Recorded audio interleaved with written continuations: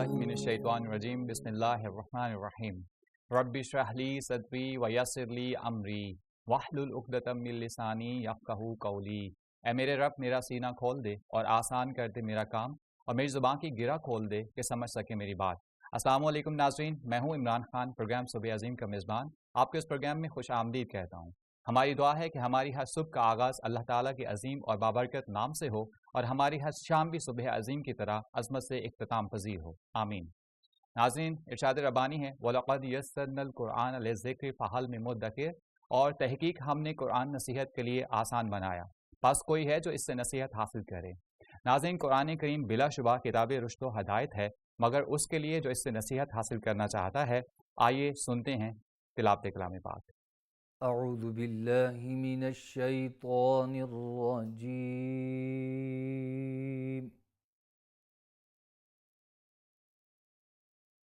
بسم اللہ الرحمن الرحیم۔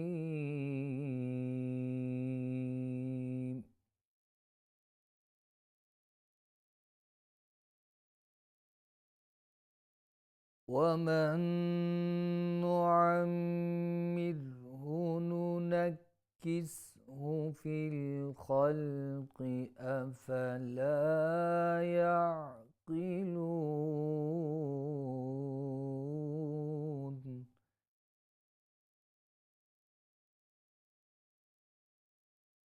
وَمَا عَلَّمْنَاهُ الشِّعْرَ وَمَا يَنبَغِي لَهُ، إِنْ هُوَ إِلَّا ذِكْرٌ وَقُرْآنٌ مُبِينٌ،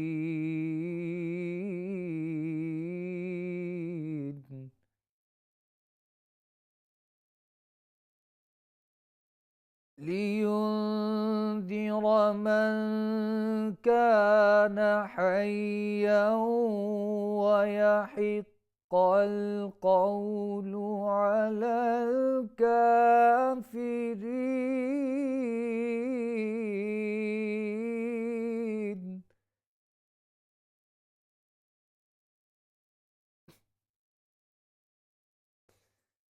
أَوَلَمْ يَرَوْا أَنَّا خَلَقْنَا لَهُم مِّمَّا عَمِلَتْ أَيْدِينَا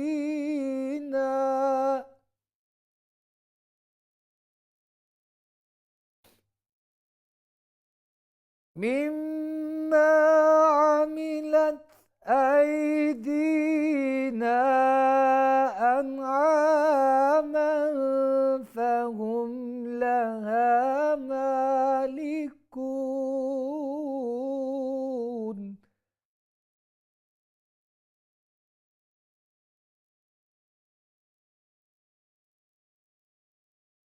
وَذَلَّلْنَاهَا لَهُمْ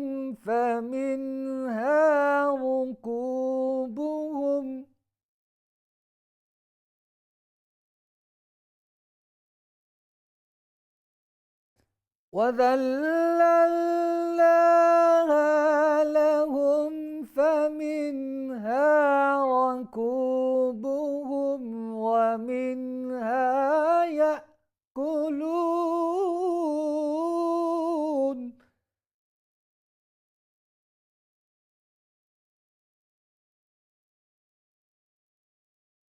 وَلَهُمْ فِيهَا مَنَافِعُ وَمَشَارِبُ أَفَلَا يَشْكُرُونَ۔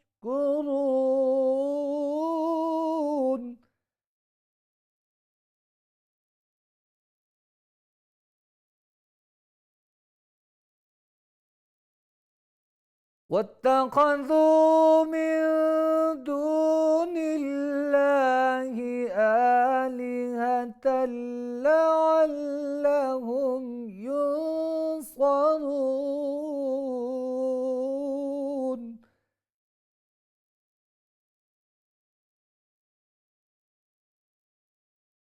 لا يستطيعون نصرهم وهم لهم جند محضرون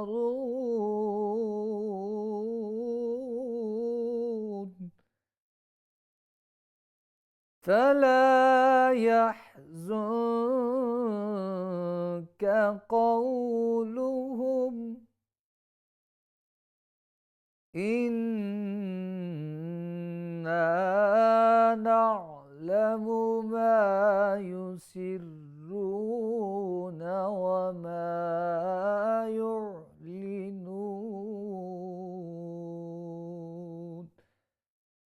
آمنت بالله صدقت يا رب العالمين.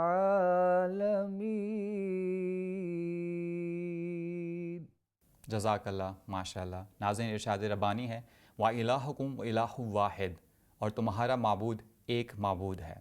ناظرین، اللہ تعالیٰ جو اس کائنات کا خالق و مالک ہے، وہ اپنی ذات، صفات اور عبادات میں یکتا و تنہا ہے، اور اس بات کا دل اور زبان سے اقرار ہمارے ایمان کی پہلی شرط ہے. ہم اپنے آج کے پروگرام میں بات کریں گے ایمان باللہ پر، اور اس پر بات کرنے کے لیے ہمارے ساتھ موجود ہیں ہمارے ہر دل عزیز پروگرام صبح عظیم کے روح رواں اور ہمارے مستقل مہمان پروفیسر ڈاکٹر محمد عظیم فاروقی صاحب. آپ عرصہ 4 دہائیوں سے پاکستان کے مختلف جامعات میں درس و تدریس کے حوالے سے اپنی خدمات سر انجام دے رہے ہیں. آپ ایک مستند علمی اور روحانی شخصیت کے طور پر جانے جاتے ہیں. ہمارے آج کے دوسرے مہمان ہیں جناب محمد باسط عزیز صاحب. آپ بحریہ کالج اسلام آباد میں صدر شعبہ کے طور پر، اسلامیت کے صدر شعبہ کے طور پر اپنی خدمات سر انجام دے رہے ہیں. ناظرین، بلا تاخیر سوالات کی جانب بڑھتے ہیں. ڈاکٹر صاحب، آپ سے ہمارا آج کا پہلا سوال یہ ہے کہ ہم ایمان باللہ سے کیا مراد لیتے ہیں اور اس کی کیا ضرورت ہے ہماری زندگیوں میں؟ بسم اللہ الرحمن الرحیم. شکریہ عمران خان صاحب. Welcome sir.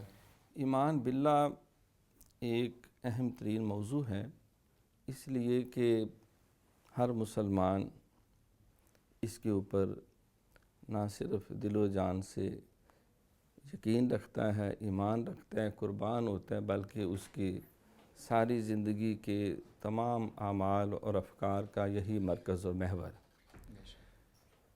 یہ جب لفظ ہم ایمان بولتے ہیں تو انسان کے فکر اور کردار، انسان کے عقیدہ اور عمل کی بنیاد جس سوچ پہ ہے، جس فکر پہ ہے، جس نظریے پہ ہے، جو روح بن کر اس کے فکر اور عمل میں ہر جگہ سرایت کیا ہوا ہوتا ہے، اس کو ایمان کہتے ہیں.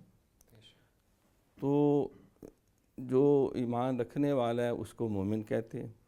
حضور علیہ الصلوۃ والسلام نے فرمایا کہ مومن وہ ہے کہ جس سے دوسرے انسانوں کی جان، مال اور عزت امن میں رہے، اور مسلمان وہ ہے جس کے ہاتھ اور زبان سے دوسرے مسلمان محفوظ رہیں. تو پہلا لفظ ایمان اور دوسرا باللہ، با میں نے ساتھ اللہ، یعنی ایمان ساتھ اللہ کا، یعنی اللہ پر ایمان. تو لفظ اللہ جو ہے یہ جو اس ساری کائنات کا خالق ہے، مالک ہے، رازق ہے، حی ہے، قیوم ہے، قدیر ہے، علیم ہے، سمیع ہے، بصیر ہے، اس کا ذاتی نام ہے. اس کو اسم ذات کہتے ہیں. اللہ تعالیٰ کے صفاتی نام تو بہت سارے ہیں، لہ الاسماء الحسنی، اس کے لیے سارے اچھے اچھے نام ہیں، لیکن اس کی ذات کا نام جو ہے وہ اللہ ہے. اللہ نور السماوات والارض. اور حضور علیہ الصلوۃ والسلام نے بھی ارشاد فرمایا کہ افضل ذکر لا الہ الا اللہ، افضل ترین ذکر جو ہے وہ اس بات کا اقرار ہے کہ اللہ کے سوا کوئی معبود نہیں. اور ایک صحابی نے پوچھا، مجھے ارشاد فرمائیں کہ ایسی نصیحت کہ مجھے اس کے بعد پھر کسی سے کوئی نصیحت لینے کی حاجت نہ رہے. تو آپ نے انتہائی اختصار سے فرمایا کہ قل آمنت باللہ ثم استقم، تو کہہ دے کہ میں اللہ پہ ایمان لایا اور پھر اس پہ ڈٹ جا. جیسا کہ قرآن پاک میں بھی ہے کہ وہ لوگ جنہوں نے یہ کہا کہ اللہ ہمارا رب ہے، پھر اس پہ ڈٹ گئے، تو ہم ان پہ فرشتے نازل کرتے ہیں، ہم ان کے دوست ہیں دنیا میں بھی آخرت میں بھی۔ ان الذین قالوا ربنا اللہ ثم استقاموا تتنزل علیہم الملائکہ۔ تو اس اعتبار سے ایمان باللہ جو ہے یہ ایک بنیادی عقیدہ ہے جو ہر مسلمان کے فکر اور عمل میں روح رواں کے طور پہ کام کرتا ہے کہ توحید تو یہ ہے کہ خدا حشر میں کہہ دے یہ بندہ دو عالم سے خفا میرے لیے ہے، والذین آمنوا اشد حبا للہ۔ تو اب ان لفظوں کو تھوڑا سا جب ہم کھولتے ہیں تو اس کے لیے ایمان مجمل جو ہے وہ اللہ کے اوپر ایمان لانے کے حوالے سے ہمارے سامنے آتا ہے کہ آمنت باللہ کما ہوا باسمائہ و صفاتہ و قبلت جمیع احکامہ اقرار باللسان و تصدیق بالقلب، کہ میں ایمان لایا اس بات پہ، اس بات کا میں زبان سے اقرار اور دل سے اس کی تصدیق کرتا ہوں کہ اللہ رب العالمین جو ہے وہ اپنی ذات، اپنی صفات، اپنے حقوق، اپنی شان کے ساتھ وحدہ ہے لا شریک ہے۔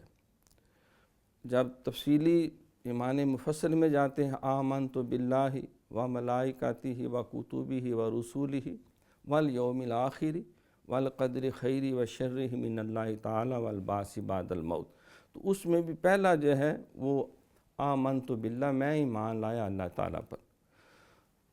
مشرکین نے، کفار نے کہا کہ ہمیں تو اپنے بتوں کا پتہ ہے، یہ لات اس کا باپ فلاں تھا، ماں فلاں تھی، اس کا رشتہ دار فلاں تھا، منات، حبل، عزا، 360 جو بت انہوں نے خانہ کعبہ میں رکھے، تو آپ اپنے خدا کا تعارف کروائیں۔ آپ کہتے ہیں اللہ ہے، وہ رحمان رحیم ہے، تو پھر اس وقت سورہ اخلاص نازل ہوئی تو تعارف یوں کرایا گیا کہ قل هو اللہ احد، اے محبوب انہیں کہو کہ هو اللہ، وہ اللہ احد ایک ہے، یکتا ہے، یگانہ ہے۔ اللہ الصمد، وہ اللہ جو ہے جس کو میں پوجا کا تمہیں کہہ رہا ہوں، جو خالق اور مالک حقیقی طور پر جو ہے وہ بے نیاز ہے، وہ کسی کا محتاج نہیں، اس کو کسی کی حاجت نہیں، اپنے وجود کے لیے، اپنی صفات کے لیے، اپنے اسماء کے لیے، ساری کائنات کا نظام چلانے کے لیے۔ لم یلد، وہ کسی کا باپ نہیں، ولم یولد، اور نہ وہ کسی کی اولاد ہے، یعنی وہ ان چیزوں سے پاک ہے۔ ولم یکن لہ کفوا احد، اور کوئی بھی کسی اعتبار سے اس کی برابری کرنے والا نہیں، یعنی اللہ اپنی ذات میں، اپنی صفات میں، اپنے حقوق میں وحدہ ہے، لا شریک ہے۔ لیس کمثلہ شیء، اس کو کسی سے کوئی تشبیہ دے کے سمجھایا نہیں جا سکتا۔ جب اس کی مزید وضاحت جو ہے وہ پیش ہوئی تو پھر وہ آیت الکرسی ہے، اللہ لا الہ الا هو الحی القیوم لا تأخذہ سنۃ ولا نوم لہ ما فی السماوات وما فی الارض من ذا الذی یشفع عندہ الا بإذنہ یعلم ما بین ایدیہم وما خلفہم ولا یحیطون بشیء من علمہ الا بما شاء وسع کرسیہ السماوات والارض ولا یؤودہ حفظہما وہو العلی العظیم۔ تو اس میں مزید تفصیلات، تو اس اعتبار سے ایمان باللہ جو ہے وہ اس بات کا عہد کرنا کہ میری خالق اور مالک اور اس کائنات کو بنانے اور چلانے والی ذات اللہ کی ہے اور وہی کارساز ہے، اس کے لیے مزید آگے پھر بیان کیا۔ اس سے اگلا جواب ہم ڈاکٹر صاحب سے لیتے ہیں، باسط صاحب سے لیتے ہیں۔ باسط صاحب، قرآن و حدیث میں ایمان باللہ کی تعریف، جیسے کہ ڈاکٹر صاحب نے بھی بتایا، سورہ اخلاص کا ریفرنس دیا، آیت الکرسی کا ریفرنس دیا، آپ سے فردر میں اس پہ کچھ جاننا چاہوں گا کہ حدیث شریف میں اس کو کس طرح سے بیان کیا گیا ہے۔ بسم اللہ الرحمن الرحیم۔ عمران بھائی بہت شکریہ، آپ نے دعوت دی، بولنے کا موقع دیا۔ اگر قرآن کی بات ہم کرتے ہیں تو جہاں دیگر آیات ہیں وہاں میں صرف 2 آیات کوٹ کرنا چاہوں گا۔ ایک سورہ بقرہ کی سیکنڈ لاسٹ آیت ہے کہ آمن الرسول بما انزل الیہ من ربہ والمؤمنون کل آمن باللہ والیوم الآخر، کہ اللہ رب العزت پر ایمان یہ نہ صرف انبیاء اور رسول ایمان لائے بلکہ تمام مومنین کا اللہ پر ایمان ہے، بے شک، اور یہ ایمان ہمارے لیے ضروری ہے۔ کیوں؟ اس لیے کہ ایک دوسری جگہ پہ اللہ رب العزت ارشاد فرما رہا ہے کہ لیس البر بان تولوا وجوہکم قبل المشرق والمغرب، کہ مشرق اور مغرب کی طرف منہ کر لینا ہی صرف نیکی نہیں ہے، بلکہ ولیکن البر من آمن باللہ، لیکن نیکی تو یہ ہے کہ انسان اللہ پہ ایمان لے آئے۔ باقی جو ایمانیات ہیں ان کا بھی آگے ذکر کیا کہ کسی بھی جگہ پہ نیکی وہ تب قابل عمل ہوگی، اس کی ورتھ تب ہوگی، تب وہ قابل قبول ہوگی جب ایمان ہوگا اللہ پہ۔ اب جیسا کہ ہم دیکھتے ہیں حضور نبی رحمت صلی اللہ علیہ وآلہ وسلم نے حاتم طائی کی بیٹی جب قیدی ہو کے آپ کے پاس آئی، آپ نے اسے عزت دی، رسپیکٹ دی، اور وہاں پہ آپ نے ایک جملہ ارشاد فرمایا کہ حاتم طائی کے اندر ساری وہ خصوصیات تھیں جو ایک مومن کی ہونی چاہیے، لیکن وہ ایماندار نہیں تھا۔ مطلب یہ کہ آپ بھی یہی پیغام دینا چاہتے ہیں کہ وہ سارے اچھے اعمال تو سر انجام دے رہا تھا، لیکن چونکہ مومن نہیں تھا اس لیے اس کی وہ نیکیاں قابل قبول نہیں ہیں۔ پھر جیسا کہ ڈاکٹر صاحب نے ارشاد فرمایا کہ اگر قرآن اور حدیث کو تھوڑے الفاظ میں اکٹھا کیا جائے تو آمنت باللہ کما ہوا باسمائہ و صفاتہ وقبلت جمیع احکامہ اقرار باللسان و تصدیق بالقلب، کہ اس کے اندر تمام جو اللہ رب العزت پر ایمان ہے اس کی کنڈیشن کیا ہونی چاہیے، کیفیات کیا ہونی چاہیے، وہ کہاں پہ پریکٹیکل ہے، کہاں وہ ایگزسٹ کرتا ہے، کہاں اس کا کس انداز سے فائدہ، یہ ساری چیزیں ان جملوں کے اندر بیان کر دی گئیں۔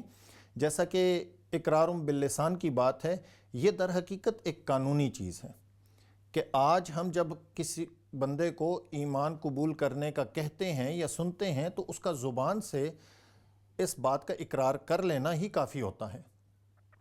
جہاں تک تعلق ہے تصدیق بالقلب، اس کے ہم مکلف نہیں ہیں، اس پہ ہم پابند نہیں ہیں۔ ہاں، اس چیز کا فائدہ کب ہے وہ بروز قیامت وہ اللہ رب العزت جو دلوں کے حالات بہتر جانتا ہے، وہ بہتر جانتا ہے کہ یہ دل سے کیسا تھا، وہ وہاں پہ اس کے لیے چیز فائدہ مند ہوگی۔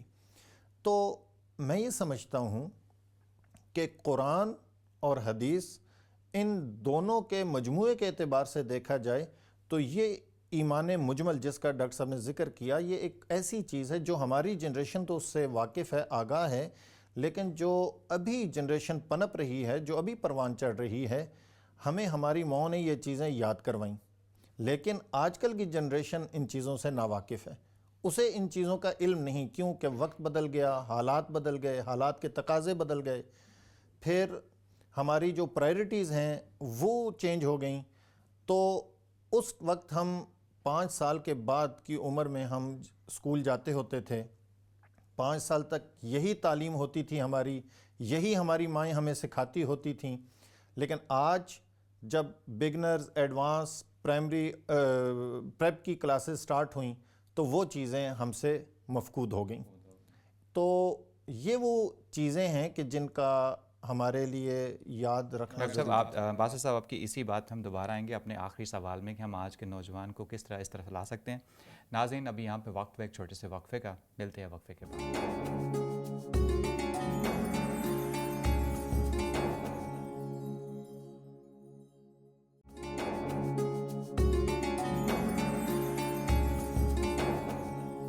ناظرین، وقفے کے بعد آپ کو دوبارہ خوش آمدید کہتے ہیں، پروگرام کے سلسلوں کو آگے بڑھاتے ہیں۔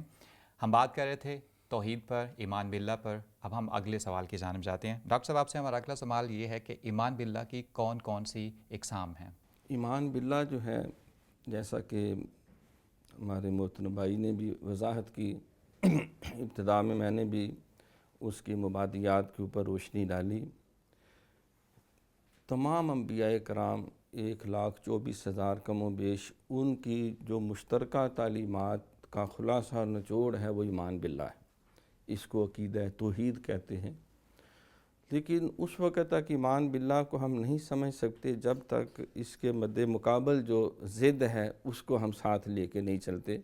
کیونکہ الاشیاء تعرف بازدادها، چیزیں اپنی ضدوں سے پہچانی جاتی ہیں۔ اللہ نے قرآن میں بھی اسی فارمیٹ کو استعمال کیا کہ لا یستوی اصحاب النار و اصحاب الجنہ، بھئی دوزخ والے اور جنت والے برابر نہیں ہو سکتے۔ قل هل یستوی الذین یعلمون والذین لا یعلمون، کیا علم والے اور جاہل برابر ہو سکتے ہیں؟ کیا جہاد کرنے والے اور گھر بیٹھنے والے برابر ہو سکتے ہیں؟ کیا جو ہے وہ اللہ کی راہ میں خرچ کرنے والے اور بخل کرنے والے برابر ہو سکتے ہیں؟ کیا رات اور دن برابر ہو سکتے ہیں؟ کیا کفر اور ایمان برابر؟ تو بالکل اسی طرح جب ہم ایمان باللہ کا ذکر کرتے ہیں تو اس میں 3 بنیادی چیزیں آ جاتی ہیں، اس کو ہم کہتے ہیں توحید کی 3 بنیادی قسمیں۔ ویسے تو بعض مفسرین اہل علم میں اور بھی زیادہ ان کی شاخیں بیان کی ہیں، لیکن بنیادی 3 بنتی ہیں کہ توحید فی ذات، توحید فی صفات اور توحید فی الحقوق۔ اب اس کی زیادہ شرک، اگر توحید فی ذات کا عقیدہ ٹھیک نہیں تو آ جائے گا شرک فی ذات، شرک فی صفات، شرک فی الحقوق۔ اور شرک آپ سمجھتے ہیں قرآن پاک میں اللہ فرماتا ہے کہ ان الشرک لظلم عظیم، سب سے بڑا یہ ظلم ہے، اور ان اللہ لا یشرک بہ یغفر، ان اللہ لا یشرک بہ ویغفر ما دون ذلک لمن یشاء، اللہ مشرک کو کسی صورت نہیں بخشے گا اور اس کے علاوہ جس کو چاہے گا بخش دے گا۔ تو یہ شرک سے بچنا توحید ہے، توحید کو اختیار کرنا، شرک سے محفوظ رہنا ہے۔ تو اس اعتبار سے اللہ تعالیٰ اپنی ذات میں وحدہ لا شریک ہے، یعنی اس کا کوئی خاندان نہیں، بیٹا نہیں، اس کا کوئی ماں باپ نہیں، کوئی بیوی نہیں۔ جنہوں نے کہا کہ فرشتے اللہ کی بیٹیاں ہیں یا اللہ تعالیٰ نے نعوذ باللہ بیٹے بنا لیا، تو اللہ کریم نے قرآن پاک میں جگہ جگہ سختی سے اس بات کی تردید کی ہے اور اس کو بہت بڑی افتراء کہا، بہت بڑا ظلم کہا ہے۔ دوسرا یہ ہے کہ اللہ اپنے صفات میں وحدہ لا شریک ہے، اس کی بے شمار صفتیں ہیں۔ دیکھو 3 لفظ بولے جاتے ہیں کہ اللہ تعالیٰ کی اسماء، اللہ تعالیٰ کی صفات اور اللہ تعالیٰ کے افعال۔ یہ اصل میں تینوں مترادف ہیں آپس میں، جو اللہ کی اسماء ہیں وہی اللہ تعالیٰ کی صفتیں ہیں، جو اللہ تعالیٰ کی صفتیں ہیں وہی اللہ تعالیٰ کے افعال ہیں۔ جب ہم کہتے ہیں هو اللہ الذی لا الہ الا هو عالم الغیب والشہادہ، هو الرحمن الرحیم، هو اللہ الذی لا الہ الا هو الملک القدوس السلام المؤمن المہیمن العزیز الجبار المتکبر، سبحان اللہ عما یشرکون، هو اللہ الخالق الباری المصور لہ الاسماء الحسنی یسبح لہ ما فی السماوات والارض وہو العزیز الحکیم۔ تو یہ اللہ تعالیٰ کی مختلف جو صفات ہیں اور اسماء اس کا ذکر ہے، تو یہی اللہ کے افعال ہے۔ اللہ تعالیٰ رحمان ہے تو اپنے صفت رحمان کا فیض مخلوق کو دے، رحیم ہے تو اس کی صفت رحیم کا فیض مل رہا ہے، وہ قہار ہے، جبار ہے، ستار۔ پھر تیسرا آ جاتا ہے توحید فی الحقوق، کہ اللہ تعالیٰ اپنے حقوق میں، اب اس کو کہے توحید فی العبادت، توحید فی الاستعانت، توحید فی الاتباع۔ اب یہاں تھوڑا سا ایک مغالطہ اس کا ازالہ ضروری ہے کہ اللہ تعالیٰ ہم نماز میں کہتے ہیں ایاک نعبد و ایاک نستعین، اور صرف ہم تیری ہی عبادت کرتے ہیں صرف، اور اے اللہ تجھی سے مدد چاہتے ہیں۔ تو اللہ تعالیٰ کی عبادت میں کوئی شریک نہیں، استعانت میں کوئی شریک نہیں، لیکن جب باقی حقوق میں دیکھتے ہیں کہ اطاعت بھی اللہ کا حق ہے، تو لا طاعت المخلوق فی معصیت اللہ، تو کسی مخلوق، اب حضور کی اطاعت کا بھی قرآن میں ہے، من یطع الرسول فقد اطاع اللہ، اطیعوا اللہ و اطیعوا الرسول و اولی الامر منکم۔ تو یہ کلیش جو پیدا ہوا، پھر کہا کہ محبت جو ہے یہ اللہ کا حق ہے، والذین آمنوا اشد حبا للہ۔ تو اب حضور کا بھی فرمان ہے کہ تم میں سے کوئی اس وقت تک مومن نہیں جب تک میرے ساتھ ہر شے سے بڑھ کے، اولاد سے، ماں باپ سے، انسانوں سے بڑھ کے محبت نہ کرے۔ اولاد سے محبت کرنا، ماں باپ سے محبت کرنا، مخلوق سے محبت کرنا۔ تو اب یہاں اس کا ہم یوں کریں گے کہ اگر اللہ کے حکم کے تابع رہ کے ہو تو اس محبت اور اطاعت میں کوئی نقصان والی بات نہیں. ہاں اگر اللہ کے حکم کے خلاف ہے تو کسی وہ کے قابل قبول نہیں. تو وہ ناقابل قبول. ناظرین، اللہ تعالیٰ کو اس کی ذات ہی نہیں، اس کی صفات اور اس کے حقوق میں بھی واحد و یکتا ماننا، یہی ہمارے ایمان کی شرط ہے. ہم اپنے دوسرے مہمان کی طرف آتے ہیں. باسط صاحب، آپ سے ہمارا اگلا سوال یہ ہے کہ ایمان باللہ کا ایک فرد اور معاشرے کی زندگی پر کیا اثر پڑتا ہے؟ ایسا کیا ہے جو فرد کی زندگی میں شامل ہو جاتا ہے اور معاشرے کی زندگی میں شامل ہو جاتا ہے اللہ پر ایمان لانے کی وجہ سے؟ بڑا اچھا سوال ہے. یہاں پہ دو چیزیں قابل غور ہیں. پہلی چیز تو یہ ہے کہ معاشرے ہمیشہ افراد سے بنا کرتے ہیں. پھر اگر ہم نبی رحمت صلی اللہ علیہ وآلہ وسلم کی سیرت کا، آپ کی زندگی کا مطالعہ کریں تو ہمیں ایک چیز یہ سمجھ آتی ہے کہ مکی زندگی میں حضور نبی رحمت صلی اللہ علیہ وسلم نے 13 سال افراد پہ کام کیا. جب آپ ہجرت کر کے مدینہ شریف تشریف لے گئے تو وہاں 10 سال آپ نے پھر انہی افراد کی مدد سے ایک معاشرے کی داغ بیل ڈالی، ایک معاشرے کو قائم کیا. اور دوسری چیز جو قابل غور ہے وہ یہ ہے کہ ایمان باللہ کے ذریعے سے انسان کا تعلق اللہ سے قائم ہوتا ہے، اور وہ تعلق ایک عبودیت کا تعلق ہے، ایک بندگی کا تعلق ہے. وہ انسان عبد بنتا ہے اور رب جو ہے وہ اس کا خالق اور مالک ہے، وہ اس کا معبود ہے. اب یہاں یہ چیز قابل غور ہے کہ جب انسان کا تعلق رب سے عبودیت کا ہو گیا تو اب دیکھنا یہ ہے کہ اس سے اس کے اندر کیا تبدیلی پیدا ہوتی ہے، کیا تبدیلی رونما ہوتی ہے. تبدیلی یہ آتی ہے کہ جب وہ رب سے تعلق عبودیت قائم ہوا تو باقی سارے بت پاش پاش ہو گئے. اس کی انا پرستی کا بت ٹوٹ گیا، اس کی توہم پرستی کا بت ٹوٹ گیا، اس کی جو میٹیریلسٹک ایک ذہنیت ہے وہ بت اس کا ٹوٹ جاتا ہے.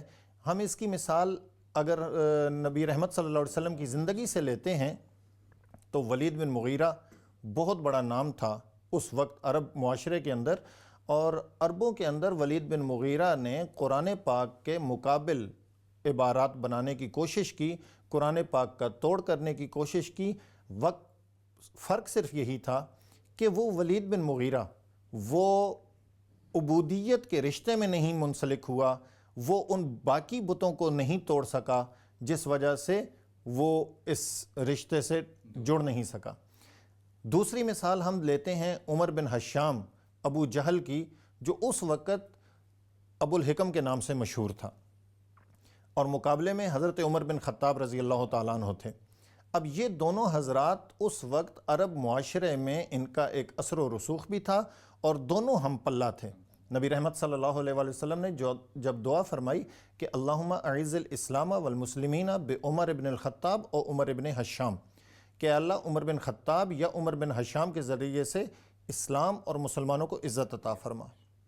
تو اللہ رب العزت نے، ہم یہ کہتے ہیں کہ عمر بن خطاب کے حق میں اس دعا کو قبول کیا، لیکن اگر اس کی بنیاد میں دیکھا جائے تو عمر بن حشام جو اس وقت کا ابو الحکم تھا، جسے نبی رحمت صلی اللہ علیہ وسلم نے ابو جہل قرار دیا، تو اس نے ان باقی بتوں کو نہیں توڑا، وہ تعلق عبودیت میں نہیں آیا، وہ اس دائرے میں نہیں آیا.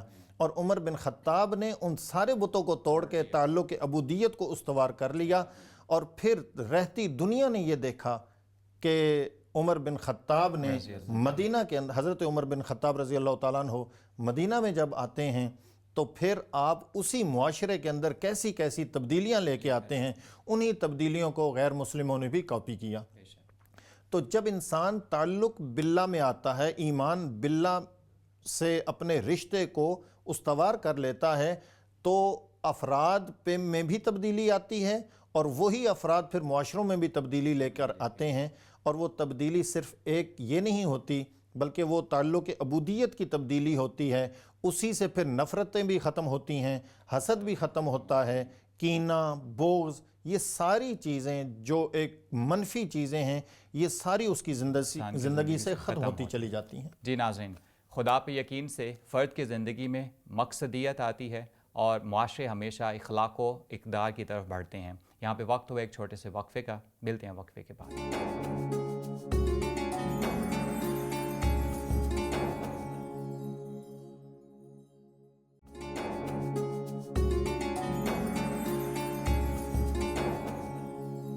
دل جس سے زندہ ہے وہ تمنا تم ہی تو ہو، ہم جس میں بس رہے ہیں وہ دنیا تم ہی تو ہو۔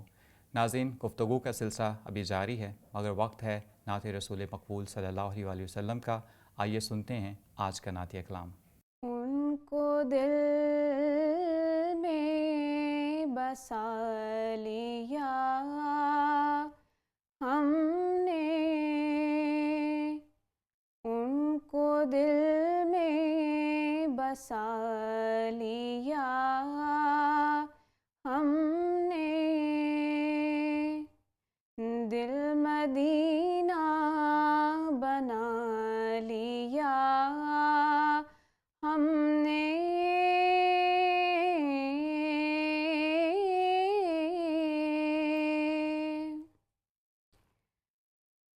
مل گئے وہ تو پھر کمی کیا ہے،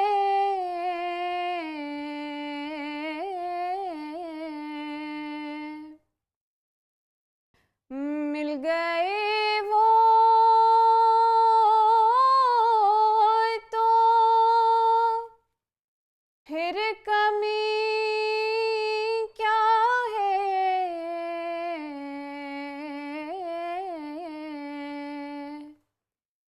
دونوں عالم کو پا لیا ہم نے، دونوں عالم کو پا لیا ہم نے،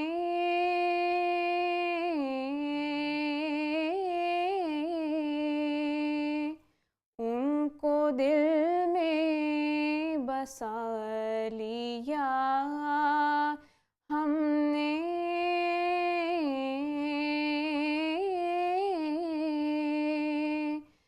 دل مدینہ بنا لیا ہم نے،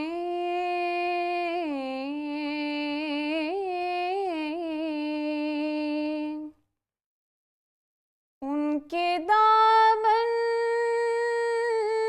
سے ہو کے وابستہ،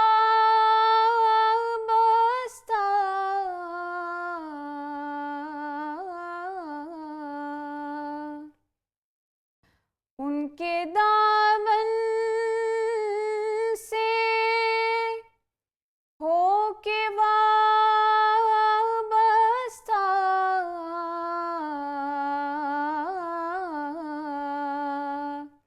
سب سے دامن چھڑا لیا ہم نے، سب سے دامن چھڑا لیا ہم نے،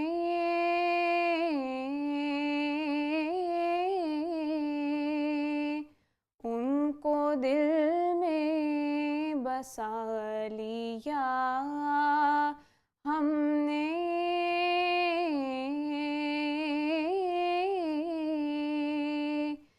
دل مدینہ بنا لیا ہم نے۔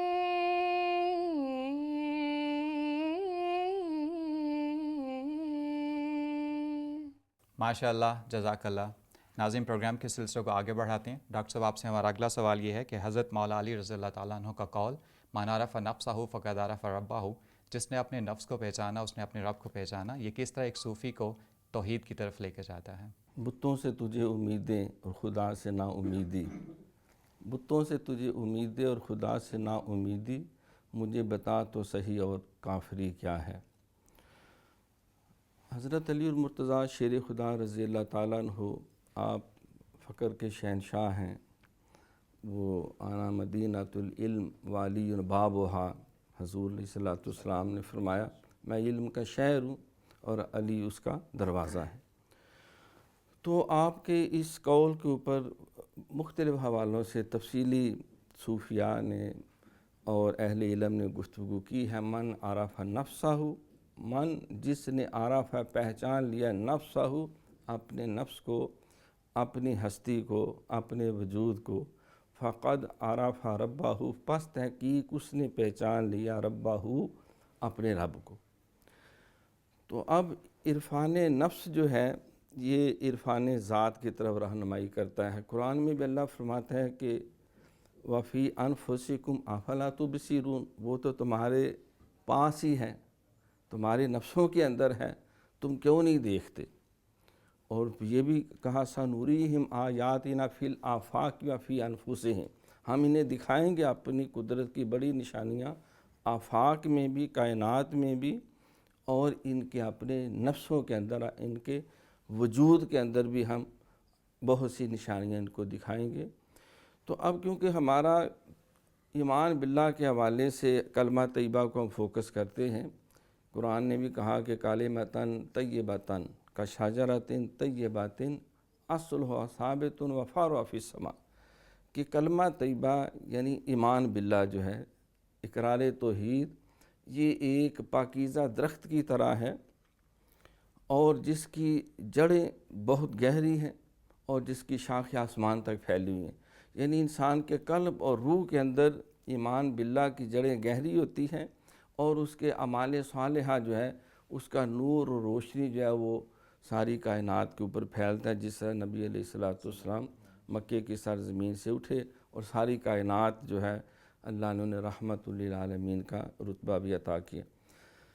صوفیاء کے امام حضرت خواجہ خواجگان خواجہ معین الدین چشتی اجمیری رحمۃ اللہ علیہ، ان سے پوچھا گیا کہ یہ لا الہ الا اللہ کا آپ کیا مفہوم لیتے ہیں، کیونکہ ان کا فرمانا ہمارے لیے اتھارٹی ہے۔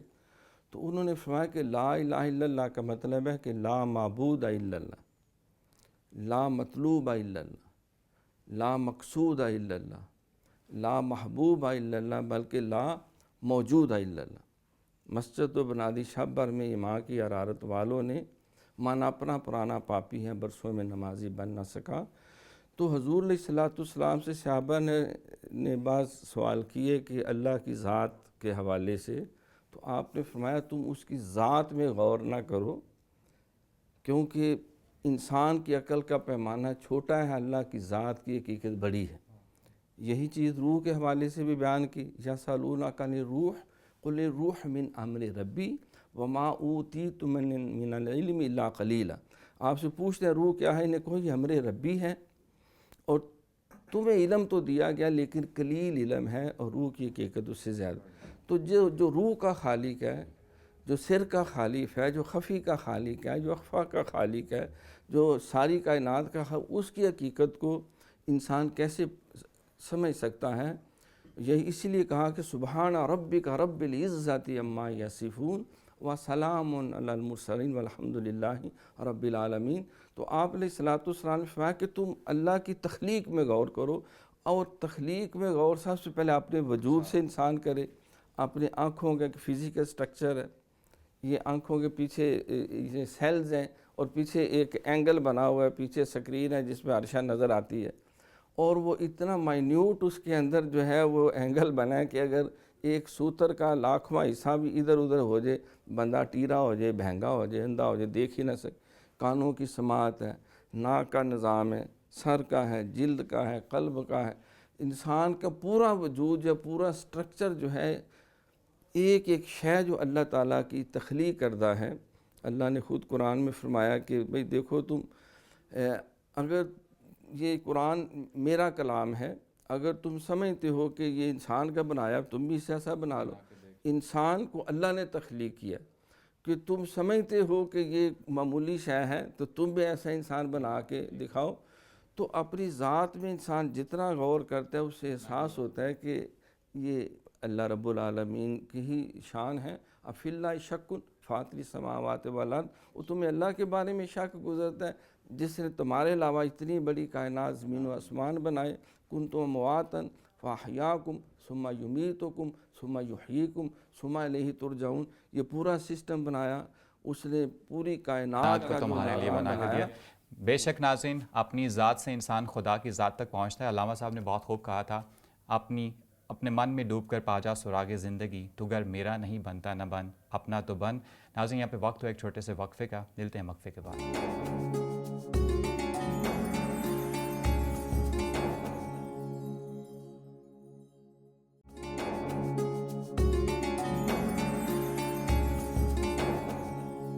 ناظرین وقفے کے بعد آپ کو دوبارہ خوش آمدید کہتے ہیں، پروگرام کے سلسلے کو آگے بڑھاتے ہیں۔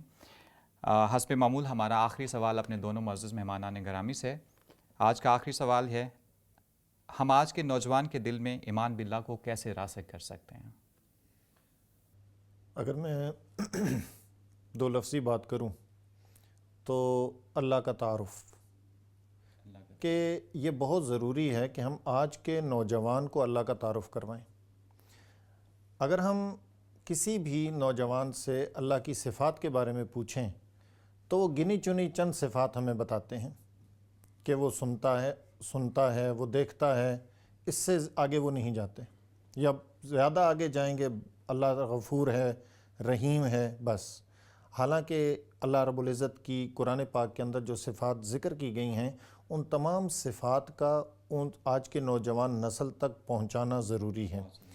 اور میں یہ سمجھتا ہوں کہ اس میں نہ صرف اس نوجوان کا بلکہ بنیادی طور پہ اساتذہ کا، والدین کا، ہم سارے اس کے ذمہ دار ہیں کہ ہم نے جس صفت کا تعارف اپنی نوجوان نسل کو صحیح طریقے سے صحیح معنوں میں کروا دیا، آج کا نوجوان اللہ رب العزت کو اس انداز سے دیکھتا ہے اور بدرجہ اتم دیکھتا ہے، بہت کامل انداز سے دیکھتا ہے۔ کہ اب یہ مثال لے لیں کہ جب ایک نوجوان نے روزہ رکھا ہو، تنہا ہو کمرے کے اندر، اس کے پاس کھانے پینے کی چیزیں بھی موجود ہوں، وہ بھوک سے بلک بھی رہا ہو، پیاس بھی اس کو لگی ہو، اس کے باوجود وہ کھائے گا بھی نہیں اور پیے گا بھی نہیں۔ کیوں؟ اسے رب دیکھ رہا ہوتا ہے، اسے اللہ دیکھ رہا ہے۔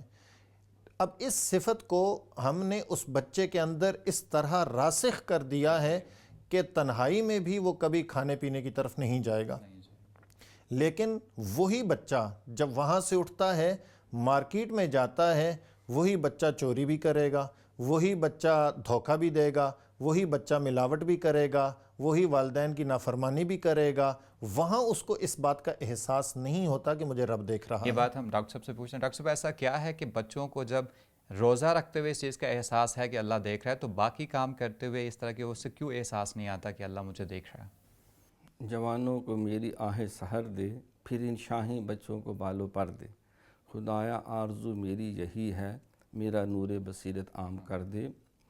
تو حضرت اقبال نے بھی نوجوانوں کو بہت زیادہ فوکس کیا ہے۔ سچی بات یہ ہے کہ جس طرح ہمارے محترم بھائی فرما رہے تھے کہ ایمان باللہ یقیناً ایک قانونی ایمان ہے کہ زبان سے کہہ دیا، لیکن زبان نے کہہ بھی دیا لا الہ تو کیا حاصل، دل و نگاہ مسلمان نہیں تو کچھ بھی نہیں، جب تک قلب اس کی گواہی نہ دے، بلے نو لوکی متی دیندے، بلیا جا بیچ وچ مسیتی، پائی وچ مسیتاں دے کی ہوندا جے دلو نماز نہ نیتی۔ تو جتنا عقیدہ توحید یا ایمان باللہ پختہ ہوتا ہے انسان کا کردار، اتنا ہی اعلیٰ رفع ہوتا ہے، اس میں وسط قلب و نظر پیدا ہوتی ہے، اس کے اندر بہادری، جرت، حریت پیدا ہوتی ہے، پھر وہ عاجز انکساری بھی آتی ہے، اس کے اندر احساس ذمہ داری بھی آتا ہے، اس کے اندر ضبط نفس بھی آ جاتا ہے، اس کے اندر دیگر جتنی صفات تخلق باخلاق اللہ، علامہ نے کہا نا کہ قہاری ہو، غفاری ہو، قدوسی ہو، جباروت، یہ چار عناصر ہوں تو بنتا ہے مسلمان۔ یہ راز کسی کو معلوم نہیں کہ مومن قاری نظر آتا ہے، حقیقت میں ہے قرآن۔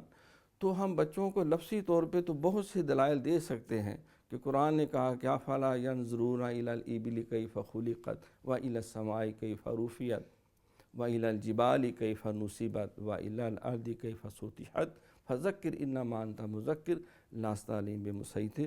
لیکن نوجوان بہت آج کا وہ کریٹیکل ہے، ریشنل ہے، ہمیں وہ کردار سے ثابت کرنا پڑے گا۔ وہ جب دیکھتا ہے کہ اللہ پہ ایمان رکھنے والے جو ہیں اور 10 جنہوں نے حج کیے ہوئے ہیں اور پوری سنت رسول بھی چہرے پہ سجائی ہوئی ہے اور حافظ قرآن بھی ہیں، لیکن ان کے کردار میں اس ایمان باللہ کیونکہ اثر نظر نہیں آتا، وہ فراڈ بھی کرتے ہیں، وہ دھوکے بھی دیتے ہیں، بعض دہشت گردی بھی پھیلاتے ہیں، جھوٹ بھی بولتے ہیں، حرام خوری بھی کرتے ہیں، حج بھی کرتے جا رہے ہیں، باقی بھی امور بد کرتے جا رہے ہیں۔ تو ہم ان نوجوانوں کو اللہ کا وجود کیسے جسٹیفائی کریں؟ حضور علیہ السلام سے پوچھا کہ حضور بتائیں اللہ والے کی کیا نشانی ہے؟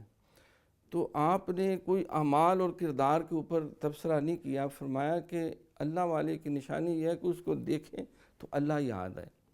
اور حضور علیہ السلام کی حدیث قدسی اللہ کریم فرماتا ہے، میرے محبوب اپنے اس امتی کو میرا سلام پیش کرو کہ جو منہ سے تو دلائل اور باتیں نہیں کرتا لیکن اس کا کردار اتنا پاکیزہ ہے، اس میں امانت ہے، دیانت ہے، صداقت ہے، شرافت ہے، صبر ہے، شکر ہے، توکل ہے، افت قلب و نظر ہے، اس کا وجود ایسا پاکیزگی کا منبع ہے کہ اس کو دیکھ کے ہر ایک کا دل چاہتا ہے کہ میں بھی ایسا بنوں۔ تو ہمارے والدین، اساتذہ، علماء، مشائخ، ان کی بھی ڈیوٹی ہے، لیکن اس سے بھی بڑھ کے یہ ہے کہ ہم حضور علیہ السلام کی سیرت کو اجاگر کریں، اپنے بچوں کو صحابہ کی سیرت، اہل بیت اطہار کی سیرت، اولیاء کرام کی سیرت، انہیں قرآن پڑھائیں، انہیں شمائل نبوی پڑھائیں، ہم انہیں کشف الماجوشی پڑھائیں، ہم انہیں جو ہے وہ مکتوبات امام ربانی پڑھائیں، ہم انہیں غنیۃ الطالب جو اولیاء کی اور احیاء علوم الدین امام غزالی کی، تو وہ اپنے بزرگوں کی حقیقی سیرت پڑھیں جنہوں نے اللہ پہ ایمان لائے، تو پھر وہ ایسا ایمان کہ وہ ایک سجدہ جسے تو گراں سمجھتا ہے 1000 سجدے سے دیتا آدمی کو نجات، تو ان کے کردار کی ضرورت ہے۔ جب ایسے ہم اللہ والے سامنے رکھیں گے تو پھر نگاہ مرد مومن سے بدل جاتی ہیں تقدیریں، جو ہو ذوق یقین پیدا تو کٹ جاتی ہیں زنجیریں، نہ مسجد سے نہ مکتب سے نہ ہے کالج کے در سے پیدا، دین ہوتا ہے بزرگوں کی نظر سے پیدا۔ یہ فیضان نظر تھا یا کہ مکتب کی کرامت تھی، وہ سکھائے کس نے اسماعیل کو آداب فرزندی۔ جی ناظرین، جو خدا کی وحدانیت سے مکر گیا وہ اپنی نجات سے ہاتھ دھو بیٹھا۔ رسول کریم صلی اللہ علیہ وسلم کا ارشاد گرامی ہے، جنت کی کنجیاں اس بات کی گواہی میں ہیں کہ اللہ تعالیٰ کے سوا عبادت کے کوئی لائق نہیں۔ اللہ تعالیٰ سے دعا ہے کہ وہ ہمیں اور ہماری اولادوں کو ایمان باللہ پر ڈٹے رہنے کی توفیق عطا فرمائے، آمین ثم آمین۔ ناظرین، پروگرام سے متعلق اپنی قیمتی آراء سے ہمیں ضرور آگاہ کیجیے گا۔ آپ اپنے سوالات کے ذریعے ہمارے معزز مہمانان گرامی سے رہنمائی بھی حاصل کر سکتے ہیں۔ ہمارا ای میل ایڈریس اسکرین پر نمایاں ہے۔ پروگرام کے آخر میں آپ محظوظ ہوں آج کے منتخب شدہ کلام سے، اور ہمیں دیجیے اجازت۔ انشاءاللہ تعالیٰ اگلے پروگرام میں پھر آپ سے ملاقات ہوگی۔ اللہ حافظ۔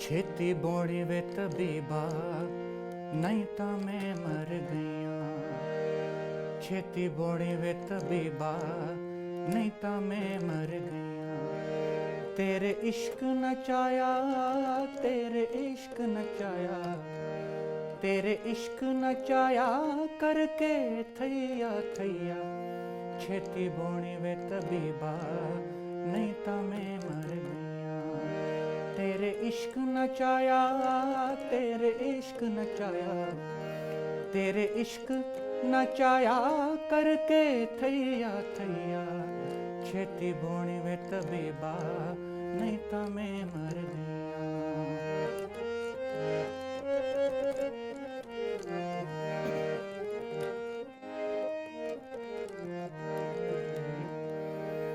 تیرے عشق نے ڈیرا میرے دل وچ کیتا، تیرے عشق نے ڈیرا میرے دل وچ کیتا، پر کے زہر پیالہ میں تاپ ہے پیتا، پر کے زہر پیالہ میں تاپ ہے پیتا، ہو کامل مرشد، ہو کامل مرشد، ہو کامل مرشد میں تارن گئیاں، چھتی بونی وے طبیبا نہیں تا میں مر گئیاں، چھتی بونی وے طبیبا نہیں تا میں مر گئیاں۔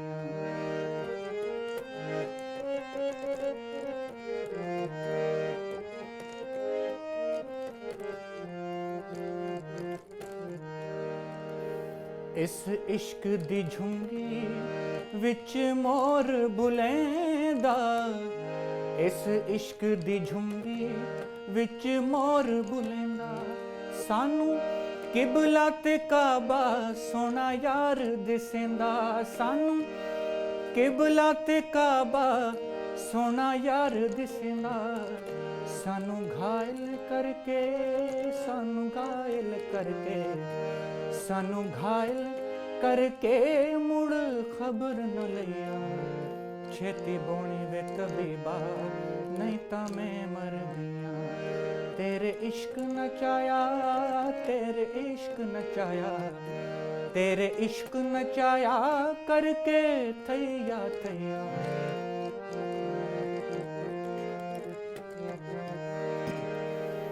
ਬੁੱਲੇ ਸ਼ਾਹ ਨੂੰ ਸੱਦੋ, ਸ਼ਾਹ ਅਨਾਇਤ ਦੇ ਬੂਹੇ, ਬੁੱਲੇ ਸ਼ਾਹ ਨੂੰ ਸੱਦੋ, ਸ਼ਾਹ ਅਨਾਇਤ ਦੇ ਬੂਹੇ। ਜਿਸਨੇ ਸਾਨੂੰ ਪਵਾਏ ਚੋਲੇ ਸਾਵੇ ਤੇ ਸੂਹੇ, ਜਿਸਨੇ ਸਾਨੂੰ ਪਵਾਏ ਚੋਲੇ ਸਾਵੇ ਤੇ ਸੂਹੇ।